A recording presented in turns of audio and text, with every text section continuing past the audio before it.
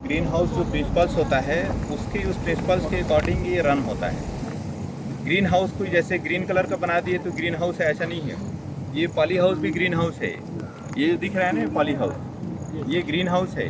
Basically ये green house है लेकिन प्लास्टिक लगा हुआ है इसलिए उसके टाइप्स हैं अलग अलग। तो ग्रीन हाउस इफेक्ट क्या है बताइए, what is green house effect? कितने लोगों को मालूम है what is green house effect? बता लाइट डायरेक्ट आता है तो वो लॉन्गर रेडिएशन होता है, उसको वो शॉर्टर रेडिएशन में कन्वर्ट कर देता है और ट्रैप कर लेता है, तो वो सारी हाँ, ट्रैप कर लेता है। जब वो आता है तो पहले टच होता है सॉइल में, वो फिल्टर होके आता है इसमें और सॉइल में जाता है। लेकिन सॉइल में ऐसे टकराने के बाद फिर से वापस जाता है। तो जो वापस जाते जाता है ना, जो रिवर्स होता है उस समय क्या है, उसको ट्रैप कर लेता है। जो ऊपर टॉप में जो लगा है या तो नेट लगा है या फिर पॉलीथीन लगा है, वो उसको ट्रैप कर लेता है। जब वो ट्रैप करेगा, रोक लेगा, तो क्या करेगा, उस एरिया का टेम्परेचर को इंक्रीज करेगा अंदर का। और वो जो टेम्परेचर है वही हमारे लिए यूजफुल है। हमारे लिए कब यूजफुल है? विंटर सीजन में यूजफुल है। लेकिन अभी क्या है, जब अप्रैल मई जून आ जाएगा तो उस समय यूजफुल नहीं है, हमारे लिए हार्मफुल है। इसीलिए मैं बोल रहा हूँ अप्रैल मई जून इस 3 महीने जहाँ पे बहुत ज़्यादा टेम्परेचर होता है, उस एरिया के लिए ग्रीन हाउस सूटेबल नहीं है। ये जो स्ट्रक्चर हैं, this is only suitable for those area where temperature are 0 और -10 और मैक्सिमम 10 डिग्री सेल्सियस।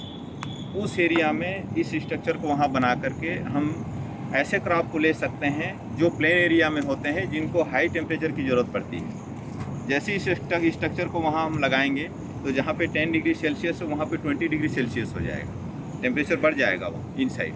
तो वहाँ पे हम कुकुर बीट्स भी ले सकते हैं। आप ओपन में कुकुर बीट्स वहाँ नहीं ले पाओगे, लेकिन स्ट्रक्चर के अंदर आप ले लो।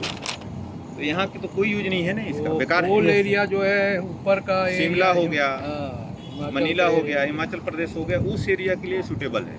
हमारे यहाँ के लिए नहीं टॉप है, में वो सब ये एरिया फेल के है। लिए। हमारे यहाँ सिर्फ हम लोग विंटर सीजन में ही इसको यूज कर पाते हैं। ये तो हम लोग बहुत सारा अपना पर्सनल दिमाग लगा करके इधर उधर मॉडिफाई करके कभी नेट को ऊपर कर देते हैं ताकि हवा जाते रहे। ज़्यादा टेम्परेचर हो गया, देखिए ग्रीन नेट को मैं अपने से लगवाया हूँ कि कुछ तो बचे, कि गर्म हवा जो जा रहा है कम से कम कुछ तो रोकेगा वो, ताकि बच जाए अंदर का क्रॉप। मगर ये सब चीज़ें आपका जो फॉरेन है, नीदरलैंड है, वहाँ हर जगह फुल एरिया है। जहाँ पे कूल एरिया है वहाँ के लिए सबसे बेस्ट है, बेस्ट टेक्नोलॉजी है।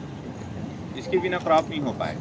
तो ये जितने भी अलग अलग है ना, जैसे हम लोग नेट बनाएंगे तो वो नेट हाउस बोलते हैं उसको। जो भी चीज़ लगेगा ग्रीन कलर का बनाएंगे तो ग्रीन, उसको है सभी green house, all are types of green house. वो टाइप्स हैं उसकी ग्रीन हाउस। मेन है ग्रीन हाउस, फिर उसके अलग अलग टाइप, जैसे जैसे मटेरियल यूज करेंगे उसके हिसाब से नाम उसका चेंज हो जाता है। उसी के हिसाब से उसके वर्किंग होते हैं कि कैसे वो वर्क करता है। जैसे ये हमारा नर्सरी है, इसमें फैन पेड कूलिंग सिस्टम भी लगा हुआ है। तो हम लोग वहाँ प्लांट्स तैयार करते हैं और वहाँ फैन पेड कूलिंग सिस्टम लगे हैं और टेम्परेचर को, मतलब ये 2 टाइप के होते हैं, एक नेचुरली कंट्रोल्ड, एक इसके बाद एक पार्शियली कंट्रोल्ड और एक फुली कंट्रोल्ड। पार्शियली कंट्रोल्ड में वो मिस्टिंग वाला लगा देते हैं जिसमें सिर्फ मिस्टिंग होता है और फैन भी लगे होते हैं, लेकिन पूरे कंप्लीट पैड नहीं रहेगा उसमें। जहाँ पे फैन पेड कूलिंग सिस्टम दोनों हैं वो fully controlled green house. Fully control जहाँ पे फैन पेड कूलिंग सिस्टम, मतलब पंखा भी चल रहा है और उसमें एक तरफ पैड भी लगा हुआ है, वो कूलर के जैसे वो काम करता है। उसको टेम्परेचर को आप कम ज़्यादा कर सकते हैं, कंटिन्यू चलाएंगे तो टेम्परेचर कम होगा।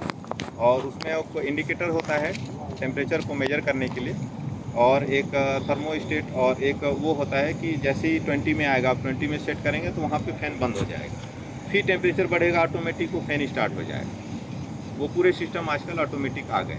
इसके बाद फॉगर भी लगे रहते हैं अंदर में, डिह्यूमिडिफायर भी लगे रहते हैं। जैसे आपके ऐसा कभी कंडीशन आता है कि आपके प्लास्टिक के ऊपर पूरे ऐसे जमा हो गए वो ड्यूज, तो उसको ख़त्म करने के लिए भी अलग से मशीन आते हैं, अंदर लगे होते हैं। जैसे ये होगा तो अपने आप को स्टार्ट हो जाएगा, वो भी लगे रहते हैं। पूरे सिस्टम इसमें लगे हुए थे, लेकिन यहाँ के लिए कोई मतलब नहीं है।